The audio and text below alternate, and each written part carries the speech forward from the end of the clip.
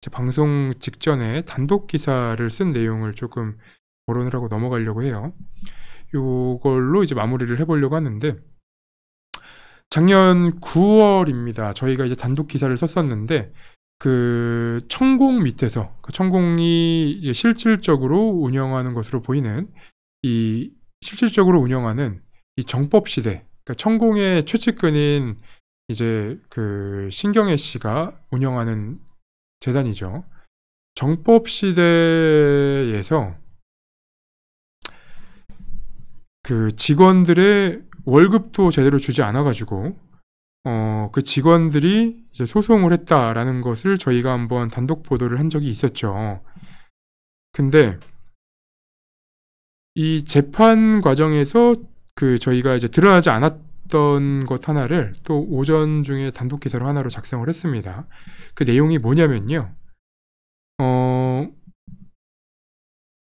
기존에 이제 제가 월급을 안 주고, 그리고 그 일하는 이제 직원들의 통장을 가지고 거기 통장에다가 돈을 넣다 뺐다 하면서 그거를 생활비로 썼던 그런 내용들을 저희가 보도를 했던 적이 있죠. 근데 그 직원의 재판에 증인으로 나온 사람이 있습니다. 그 이제 용인시에 있는 용인시 기흥구에 있는 천공의 이제 그 영상 그리고 책을 만드는 그런 이제 사람들이 다 같이 그 기숙하고 있는 숙소가 있는데, 그 아파트예요. 거기서 이제 숙소가 있는데, 그 숙소에 있는 직원들한테 월급을 받지 않겠다는 각서를 계속 받았다고 합니다. 야, 이게 진짜, 이 재판 얘기를 들으면서, 야, 이런 일이 진짜 아직까지도 있네라는 좀 생각이 들더라고요. 이분이 이제 증인으로 나온 분은 어떤 분이냐면, 2015년 5월에 그 천공의 기숙사에 같이 이제 그 왔다 갔다 하면서, 그 직원들 10명 이상의 직원들이, 식사를 해야 되니까, 식모사를 하셨던 분이에요. 그때는 이제 60대였던 것 같은데, 지금은 나이가 이제 70이 넘었다고 합니다. 이분 같은 경우에는, 이제, 그러니까 증인으로 출석해서, 그 그러니까 정법시대에서 직원들에게 비주기적으로 월급을 받지 않겠다라는 이제 각서를 쓰라고 했고, 이 각서를 쓴다는 의미가 뭔지도 모르고, 그리고 각서를 쓰지 않으면 쫓겨나기 때문에 당시에 각서를 썼다고 합니다. 제가 뭐 재판에 나온 내용도 확인을 하고, 그리고 다시 그 이분한테 전화도 해갖고 이제 확인을 해봤는데, 이분 같은 경우에는 그 정말로 그 각서에 사인을 했다는 말이에요. 그 각서를 가지고 와서 이거 쓰세요 라고 얘기를 했을 때 쓰지 않으면 쫓겨난다는 거죠. 백공망공이 있다는 겁니까? 이 백공망공, 이게 그 한번 이제 이전에 밝혀진 적이 있었는데, 이 일십백천이 아니에요. 천지인 할 때 천지인입니다. 그래서 천공이 있고 지공이 있고 인공이 있지 않았습니까? 그 중에 이제 한 분이 그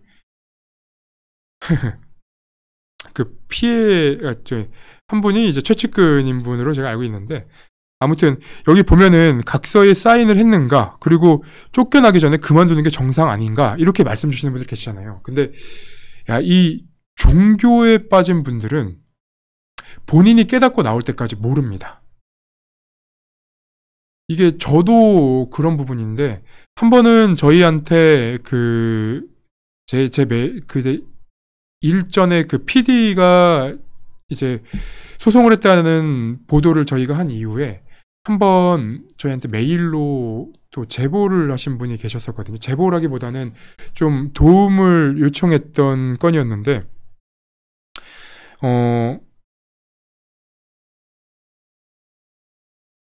그분이 이제 저희한테 연락을 했던 이유는 부모님이 사이비 종교에 빠져 있다가 결국은 그 본인과 같이 다 같이 가족이 사이비 종교에 있다가 빠져나왔는데 어느 순간 보니까 천공한테 또 빠져 있더라. 그래서 그 내부에 도움을 주실 분들이 좀 있으면 부모님이 좀 빠져나올 수 있게 정보라던가 그런 이제 설득을 해줬으면 좋겠다. 빠져나오신 분들이 이 얘기를 저한테 이제 연락을 주셨었는데 제가 그래서 그 피해자 분들끼리를 또 이제 연락을 제가 연결을 시켜 드렸어요. 근데 이 종교에 빠져 있으면 어떤 일이 되냐면 이 피해자분, 이게 증인으로 나왔다는 이제 이 식모를 살해를 하셨다는 이분 같은 경우에는 집을 2채나 팔아가지고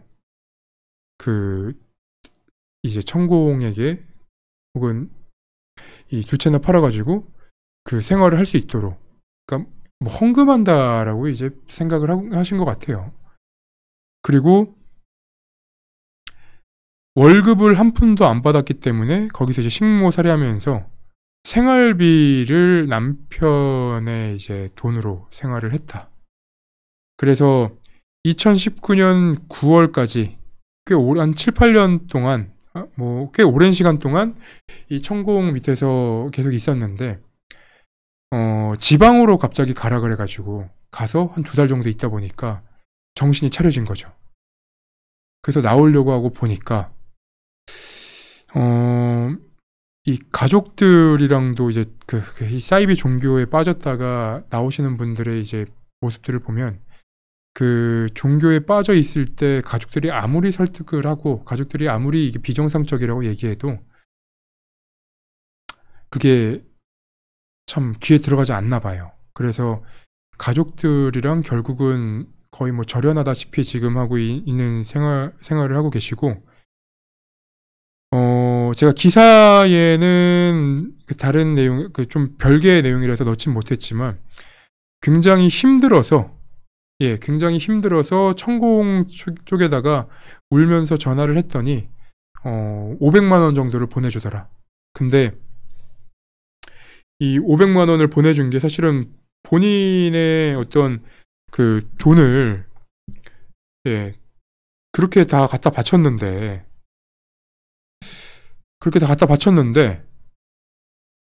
그 500만 원 받는 게 무슨 대수가 됩니까? 그래서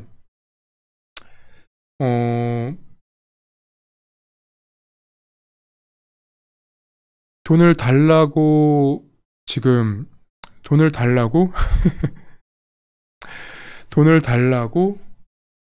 아마 이분도 소송을 하지 않을까라는 생각을 하고 있습니다.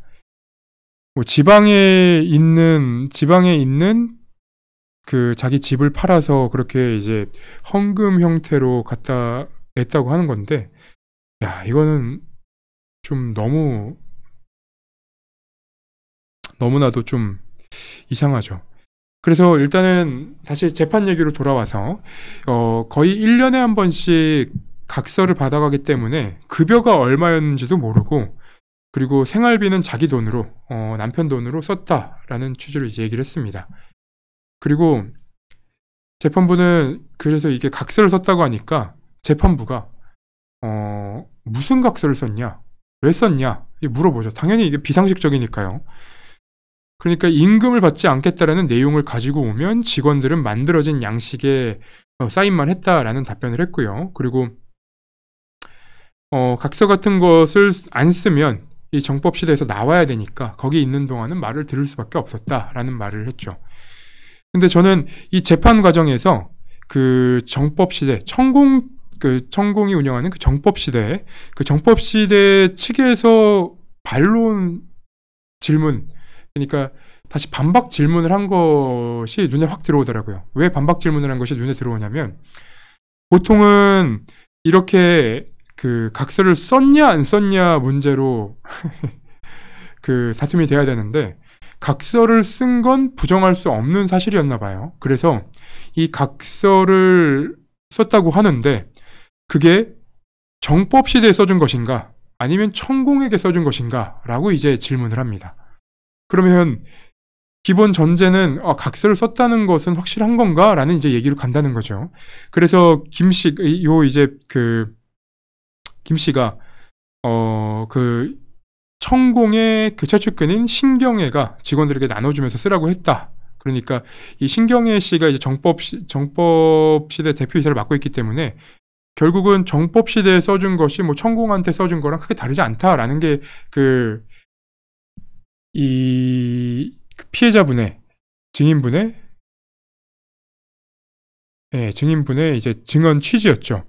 자, 각서를 쓸 때, 그냥 저는 진짜 항상 저희 방송 보시는 분들 질문 수준이 이게 진짜로 다들 높으세요. 각서를 쓸 당시에 자유의지가 있었는가가 이제 문제죠라고 이제 말씀 주셨는데, 재판부도 똑같은 거 물어봅니다. 재판부가 뭐라고 물어보냐면 당시에 자필로 이 각서를 썼는가. 그래서 돈을 받지 않겠습니다. 내가 이런 사정으로 돈을 받지 않겠습니다. 자필로 썼는지, 아니면 그들이 정법시대 쪽에서 갖고 온 각서에 사인만 했는지, 이 부분을 여러 차례 되물어 봐요. 근데 이분들이 썼던 것은 그 계약서를 갖고 오면, 그 각서를 갖고 오면 거기에 이제 사인만 했다는 취지이기 때문에, 사실은 이 정법시대에서 피해를 받았던, 이 월급을 받지 못했던 분들은 기본적으로 거기서 쫓겨나면서 삶의 터전을, 그러니까 직업을 다 잃어버린 거기 때문에 지금 생활이 굉장히 어렵습니다. 그래서 이분들이 지금 재판을 진행하는 이유는, 첫 번째로 이제 지난 9월에 영상을 만들었던 PD가 소송을 제기했던 이유는 월급을 달라는 것이고, 그때 이제 3,200만 원 정도의 월급, 이게 이제 직원으로 등록돼서 4대 보험을 받았던 시기의 월급 정도로만 일단 먼저 요청을 한 거고요. 그리고 요 요청된 내용이 이 재판에서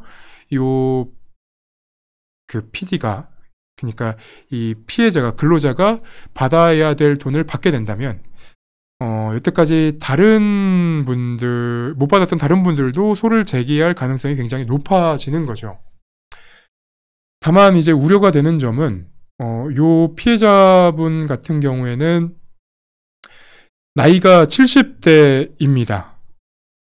그리고 정법시대에 있는 동안 이 다른 직원들에게 밥을 이제 지어서 먹이는 일을 해왔지만 직원으로 등록이 안 돼 있어요. 출퇴근 기록 같은 것도 없죠. 그렇게 된다면 이제 앞으로 다시 한번 좀 지난한 싸움을 하게 될 텐데, 요 피해자분들이 받아야 될 돈을 받을 수 있을지, 그리고 이 피해자분이 이제 정법시대에다가 냈던, 천공을 보고 냈던 그 집 두 채 가격 돈마저도 받을 수 있을지, 저는 이제 그 부분도 사실은 좀 봐봐야 될 부분인 것 같습니다. 그리고 이분은 식모살이만 한 게 아니라 이제 블로그 있잖아요. 블로그에다가 그날 그 천공의 이제 말을 공부하듯이 블로그에다가 정리해서 올렸다고 해요. 그걸 보고 그것도 이제 업무라고 볼 수 있다면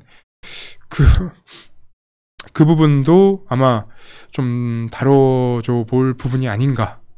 그래서 이런 여러 상황들을 보면서 실은 천공은 여전히 이제 저희가 계속 주시를 하면서 이 관련된 내용들을 취재를 해나가고 있기 때문에 추가적으로 나오는 내용들이 있다면 여러분들께 또 전달을 해드리도록 하겠습니다. 자, 램유님이 식모 도우미는 현금 박치기지 이렇게 말씀 주셨는데, 이 업계를 잘 알고 계신 분인 것 같아요. 그래서 이게 당연히 이제 받아야 되는 분인데, 제가 이제 표현을 식모라고 했지만 사실은 급식 아주머니 이제 말이 되는 거죠. 그리고 월급을 안 주면 법에 걸리는 것, 이렇게 말씀도 주시고요. 그래서 이분을 제가 전화 통화도 했고, 그리고 그 재판 과정에서 이분이 현재 어떻게 살고 있는지 그 일부가 좀 나왔는데, 어, 그 정법 시대 그 천공 쪽에서 쫓겨나면서 당장 이제 가족들과도 연락을 할 수 없고 갈 곳이 없으니까 나이가 좀 있으신데 그 간병인을 하셨다고 해요. 간병인을 하면서 남의 집에 이제 얹혀 살고 밥을 먹고 그렇게 이제 버텨내고 있다라고 이제 말씀을 주시는데, 참 여러모로 사회 그러니까 그 윤석열 정권이 들어서면서 그 부조리들이 드러나는 건지, 아니면 정말로 우리가 그간 이런 사회적인 문제들을 모른 척 해왔던 건 아닌지 제가 갑자기 그런 생각이 들더라고요. 그래서 앞으로도 이런 그 여러 사안들을 좀 계속 지켜보고 해야 된다.